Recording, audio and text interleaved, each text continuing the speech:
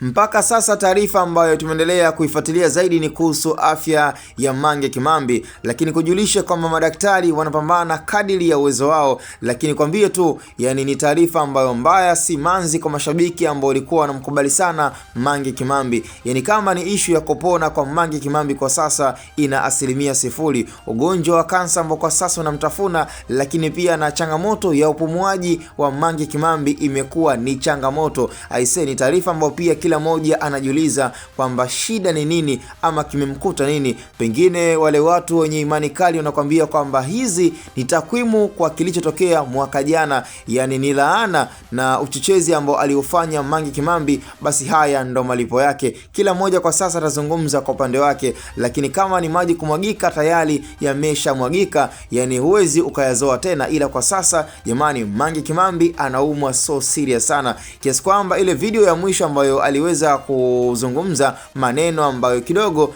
nafikiri alikuwa ni kuhusu issue ya tume ya uchaguzi baada ya ripoti yake kuweza kutolewa, lakini of course afya ya Mange Kimambi baada ya video ile ambayo aliweza kuituma kwa Maria Sarungi, kuanzia sasa hivi ninavyozungumza, yani madaktari wanapambana naye 100% ili mradi aweze kupona, lakini still changamoto imekuwa kwamba kwenye ugonjwa ambao kwa sasa Mange Kimambi yuko nao, lakini pia na issue ya muhimu sana ambayo kwa sasa pia inawashtua madaktari na kumfanya pia awe chini ya uangalizi wa masaa 24 dada Mange Kimambi, ni issue na changamoto ya upumuaji wa dada yetu ambaye kwa sasa yupo kwenye hali kama hiyo. Pengine nafikiri maombi wa Tanzania, huu ndo muda sahihi na wakati wa kumwombea dada wa taifa Mange Kimambi. Haijalishi alikuwa na madhaifu kiasi gani, lakini tutumie muda na fursa ya kumwombea dada wa taifa Mange Kimambi aweze kupona haraka na maisha mengine yaweze kuendelea kama kawaida.